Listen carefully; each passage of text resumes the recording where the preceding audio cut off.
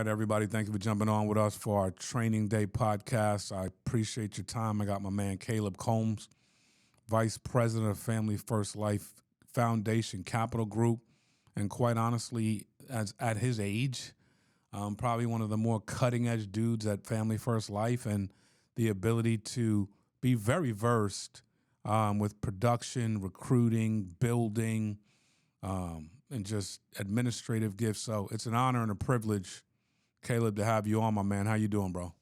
I'm good, bro. Appreciate it. Good to be here. That's what's up. Well, we had you on a podcast not too long ago, mainly talking about your sales practice, which I appreciate because you're killing it every single month. But I want to get into the totality of the Foundation Capital Group. Let's talk about your outlook for 2023. Like, when you came into this year, what were your thoughts? What were you trying to what are you trying to instill in your group, your leaders? Talk to us so that we know kind of what the outlook look like, what it's looking like. I mean, we came into the year obviously shooting off with convention. I think that was super powerful. The amount of people that we had there was decent. We had a good amount of people go to convention. I think for those who were there, definitely made an impact. We'd like to be able to get to about 1,000 families a month. Mm-hmm. That's our goal. We'd like to have several logos, several managers. You know, I want to see people grow. That's our biggest thing. I want to see individuals grow from where they're at to where they want to be. But I think one thing that we picked up that was very big, that I'm really trying to instill in the leaders and those on our team who are trying to grow, is not to hang onto those who don't want to be here, right? Hang on to those who want to grow. Hang on to those who want to work. And I think a lot of us, we have agents who it's a great opportunity. They know it. They know what they can do. They know what they can produce. They know where they can be, but they're holding us up. They're holding themselves up. And I think one thing that's huge that we're trying to instill is pinpointing those people who want to grow and focus on everyone, right? But make sure we got our focus right. So we're constantly bringing in fresh blood. That's our goal right now. Constantly bringing in and growing.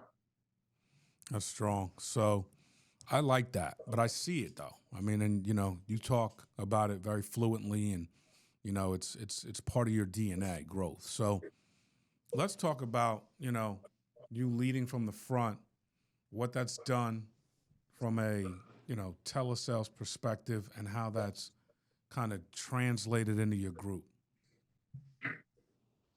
Yeah, I mean, you're not going to go somewhere and find an agency that's growing if the leader's not doing it himself. I think that's crazy. I've looked at different jobs and different opportunities in my life where there were too many leaders who were making money from everybody else, and they were doing anything, and they weren't growing a ton. I mean, they kind of hit that plateau where they were done. They were done growing. And I think that if we want to constantly grow, I've got to lead from the front. I've got to do exactly what I'm asking the agents to do. So there's never going to be a dial that you're not going to see me on. I could be on vacation. I could be at Disney. I'm still going to be logged in. And it's done a lot of good. I mean, I've had agents who have always made a comment. Look, I see you on live dials. How are you working? I see that you're always on a team call, this and that. And I think ultimately one of the biggest things is your agents can't expect them to do something if you're not going to do themselves. Right. I don't ever want to get to a point where my agents are looking at me and they're saying, well, you don't do it. Well, you've never produced this many families in a month, or you're never on live dials. That's never going to be the case. I will always work harder than the people on my team, because I want them to be able to grow and get better and hit their goals. But I've always got to grow. I've always got to be able to hit a goal that's higher than that, because you can't expect more from your agents than you do yourself. I think that goes for anyone without saying. That's huge. That mindset in and of itself is huge, especially with the level that you're at. Vice president, working through SVP, EVP, and trying to get to 1,000 families a month. Your deal is 100%, do as I do, not as I say. And you're going to continue to provide light. I mean, you went out there 2 months in a row and did over 45 families in a month yourself. That doesn't suck when it comes to you getting paid and, doing some of the things you want to do, but also helping you in building your business. So you've also decided that, from a lead standpoint, you mainly work 1 to 3 month old leads. Is that correct? Yeah. Yeah, that's right. Why did you take that path? Why did you decide to go down that path so vigorously? I mean, I've tried so many lead vendors that are out there, and I always tell people, look, talk to me before you go buy leads because I put so much money into it last year, testing different vendors out. And I think what stuck with me the most was that I need to be able to run different types. I need to be able to run different ages of leads. I need to be able to protect families no matter what kind of lead it is. That way, my agents can see that we're not favoring one over the other because what I do might not work for someone else. So I tried these 3 month leads and I was like, okay, well, these are pretty decent. And then I remember getting a few leads from a BPL. I was paying, $70 a lead. And I was like trying to protect these families. And I was getting the same responses that I was getting with the 3 month. And I was able to overcome some of them. Some of them, obviously, I couldn't. And I figured out, if I want a better ROI, and I want to get more bang for my buck on the leads that I'm purchasing, 3 months are the way to go. And honestly, I think it doesn't really matter even at that point. I think anybody should be able to run any type of lead. I think you've got to be able to, it's a mindset. It really is. Like I can go run instant internet leads if I want to. I don't have to, but if you make the decision to do it, I truly believe you can run any type of lead. But I think they just work phenomenal. My ROI is incredible. That's crazy. Now, your agents are doing the same because you're able to teach it. I'm assuming your agents are doing the same. Yeah, I've got several agents who run them. I mean, they do run other types, but Sure. majority of them are running the 3 month leads, That's 3 to 6 crazy. month. Profitability is great. How many of those are you typically buying a week to get to your goals? Right now, I'm upping it, so I'm buying probably 250 to 300 leads a week. 250 numerically, not dollars. Yeah, no, that's numerical. Yeah, Got it. that comes out to probably about 1,500 a week. Okay, makes sense. Now, when you look at that, telesales is the optimal way. For the people that don't know, why is telesales the optimal way for you to build your business? I mean, I originally came in here not being able to do it in the home, so there's number one, accessibility. I had the option to be able to work from wherever I needed because I couldn't work where I was at. And I think there's a lot of people who don't have the opportunity to go in the homes and they don't have the opportunity to drive to a home. I mean, the amount of agents that I've had come on here who have purchased a car because they didn't have one, they wouldn't have been able to do that if they had to go in the homes. So I think accessibility is huge. But it absolutely changes the game. I mean, your profitability, for one, you're not paying for all the meals that you're eating out while you're going in the homes. You're not paying for the gas that you're driving to all the homes. You're taking less time because you don't have to drive places. So I think it's favorable, much more favorable than in home for a lot of agents. But I obviously don't despise those who still go in the home. I Yeah. think there's some agents who just do better in the home. Yeah. But I think virtual is definitely an option that everybody should consider. 100%. Now, you've also have really bit down on these lock-ins. Can you explain what a lock-in is, and then explain how do you run them and the benefits Yeah, of running them? I mean, a lock-in is essentially, yeah, I mean, a lock-in is essentially where you all just get together and you work your butts off. No distractions, no ifs, ands, or buts, right? You keep the main thing the main thing. I think working virtually, sometimes it's hard because you feel like you're going at it alone. Thankfully, we've been able to put in different things. Like we got live dials every single day. You can work Monday to Sunday. It doesn't matter. We're there to help you. We're there to work with you. But it can become a lonely road, right? Because you're not there in person with other people who are trying to do the same thing as you. So I think it's really good on a team aspect. So we're all getting into a home, Airbnb or an office, and we're just working hard, right? No distractions. At the end of each night, we'll go do something, whether it's we all go in the pool or the hot tub, or we're going to, Disney Springs. That's what we did last time we were in Orlando. It was phenomenal. I mean, but the biggest thing that you got to make sure that you keep as a standard is that you keep the main thing the main thing. We're not there to have fun. Like we're going to have fun. That's a byproduct. We're not there to go on vacation. We're not there to go visit every landscape, right? We're there because we want to hit goals that we've never hit before. Because we want to work together when we're never able to work together in person. So I remember I told agents, I was like, look, if you're coming because you want to go to Disney Springs, stay home because that's the main thing for you, and that's not the main thing for us. So I think, I mean, you got to keep it real. I love it. That's real though. That is not just real. That's great. Go ahead, keep going. Yeah, I mean, I think they're very, very beneficial for a team. I mean, our team had our largest week there. I mean, we did well over 100 families helped, Wow. and it was in like 3 days. It wasn't even a week, it was like 3 days. And agents were able to produce at a higher level. I mean, the motivation, like, you didn't see people sleeping on the couch. You Mm. didn't see people, hanging out, walking around. I mean, Christian was in the hot tub working. You got another guy standing up in the pool with his laptop right there. He's just chilling, Hmm. protecting families. It's crazy. I mean, we're having a good time. We're working. And I think you've got to have standards. That's a huge thing. There's got to be guidelines and standards. Don't go about hosting a lock-in if you're not going to have some kind of rules. I mean, I was very strict. No drinking, no drugs, no smoking. That's a obvious, right? Right. You don't have that stuff. You've got to have a good mental mindset while you're there. That the other thing was nobody's sleeping on the couch. That Mm. was that was number one for me. I was like, if you're coming, you're going to invest in yourself and you're going to have a bedroom. Why? Because if everyone else is sleeping in a bedroom and you're sleeping on the couch, like, you're going to come down and you're going to have a worse mindset than the rest of them because they all just had a nice bedroom, right? Mm. You're over there sleeping on the couch. Right. I think obviously there's going to be some times where I'm going to be like, yeah, anyone can come, someone can sleep on the floor over here, someone can sleep on the floor over there. But I believe you've got to invest in yourself. So all of my agents, they paid for their room, right? They paid for their food. We had food ready for everybody. It was a good week, but I wanted to make sure that we were all there for the right reasons. We weren't there to waste time and waste money. We were there to work, and we had a goal in mind, and we hit it.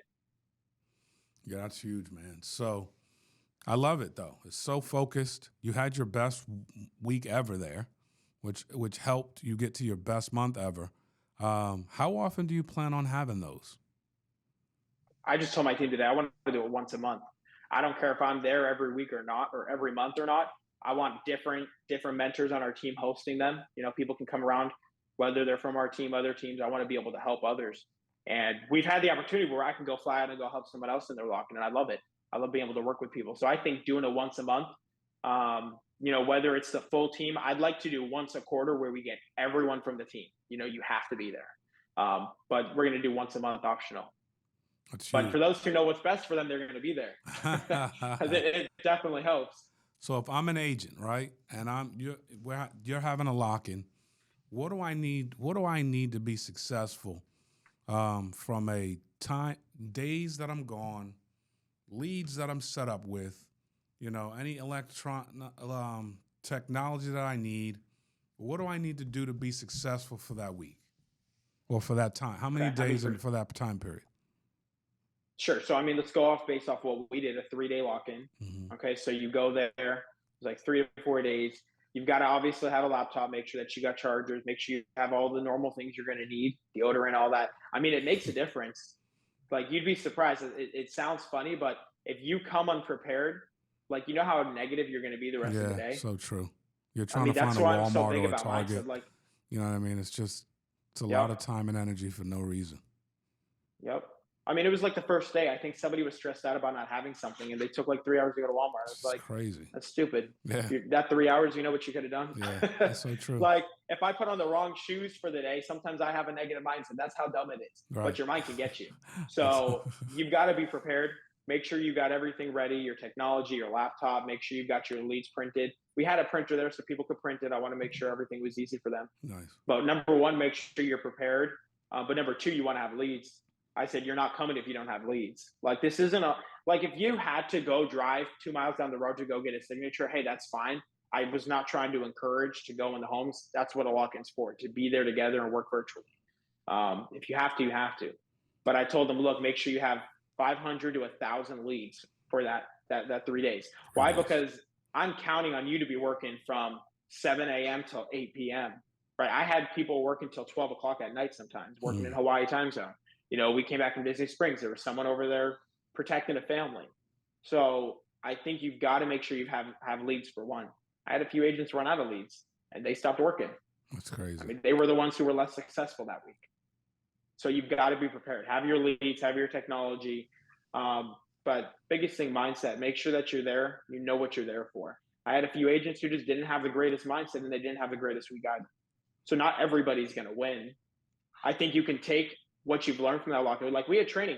Gabe trained, I trained. We had a few other individuals train, and that stuff was huge. Right. I mean, there are agents who came, didn't produce anything, and they left, and their mindset was so strong Like they left and they told me like, bro, that was one of the most amazing events I've been to.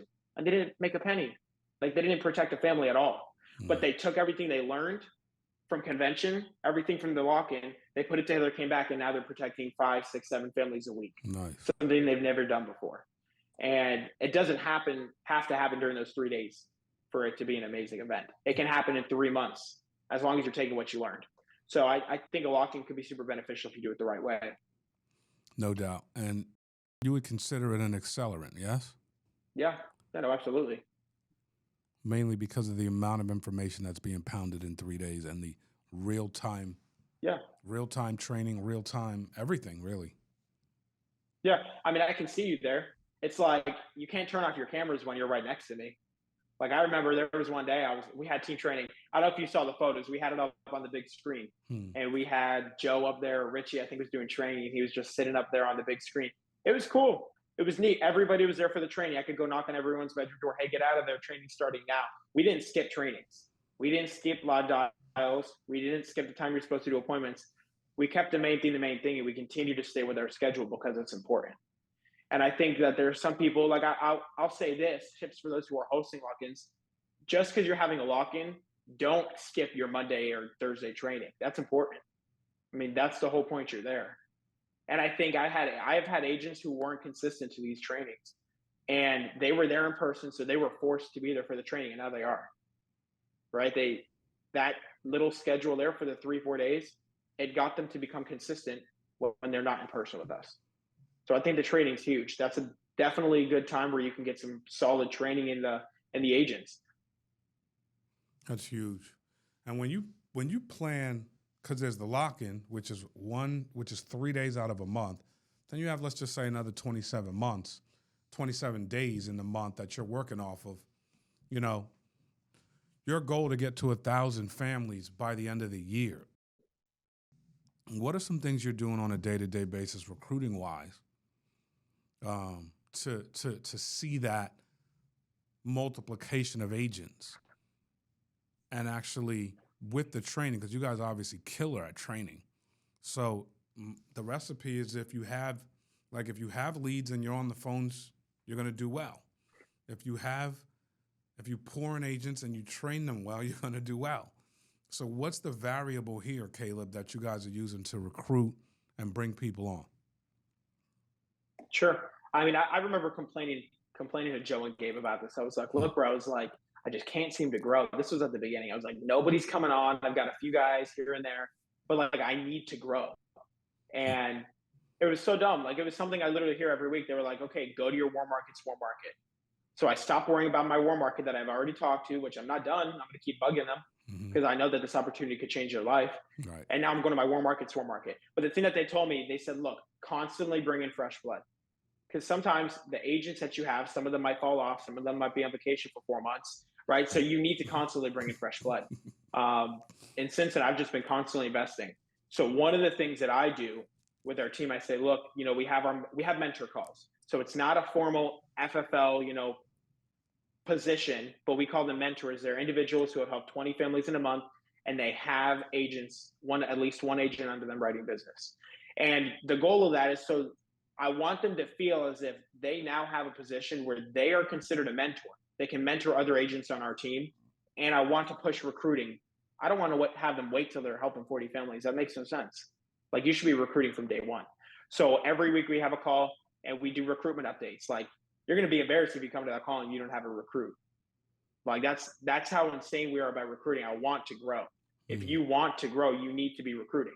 So on a personal level, I'm constantly doing trainings in FFL and outside of FFL. You see, I'm constantly active on social media. So I trained about 300 agents, not in FFL. This was about 3 days ago. And I think I had 40 people, 35, 40 people who have booked the time on my calendar to join the team. I just had, and then you know what, during that training, I said, look, I want to offer more exclusive training to you. We have very, very specific things that you have to follow if you're going to join our team. But if you're serious about it and you want to make some money and you want to actually help people, come to this training. I had 26 people show up after the 40 who booked a call on my calendar. So I'm just doing a ton of trainings, and I'm not trying to recruit. Like that's my main goal, but I want to help agents.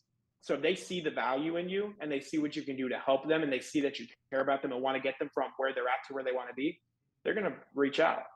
You don't have to say, come join my team. So that's what I've learned. And at first I was trying to say, just go out to people. Hey, come join my team. Hey, we can do this for your comp and we can help you with this and that. And I just noticed to show them you care and show them that there's value where you're at, and they'll jump on. Right. That's huge, man. Well, you're on a very strong trajectory. Just so everyone knows, how old are you, Caleb? I'm 20 until tomorrow. Oh, wow. Happy birthday, my friend. Yeah. But still the tender age of 21 years old, this well put together, which comes from the amount of information you've put in your head, the amount of exposure you went in to go get, on whatever capacity, whatever age you started doing that. But you're a wily vet here at FFL with the knowledge you have and what you're doing every single month with your personal production and then what the team's doing to grow. So it's an honor, man, listening to you talk. I mean, I can't understate that at your age, your future is freaking blazing bright, Congratulations to you, man. Appreciate it, bro. Appreciate I you. definitely couldn't do without all of you guys. The trainings. I mean, here's the thing. I'll tell you this, bro, because I think a lot of people lose sight. Everybody has a mentor, whether you like it or not. There's always somebody follows. I would not be where I was if it wasn't for other people. So I definitely appreciate the kind words. Absolutely, man. Well, thank you again for joining us on our Training Day podcast. Your business is definitely growing, FFL Foundation Capital Group, and I'm excited to see what's next for you guys, man. Thank you for joining us, my brother. Yes, sir. Thank you, bro. God bless y'all. Thank you, Caleb.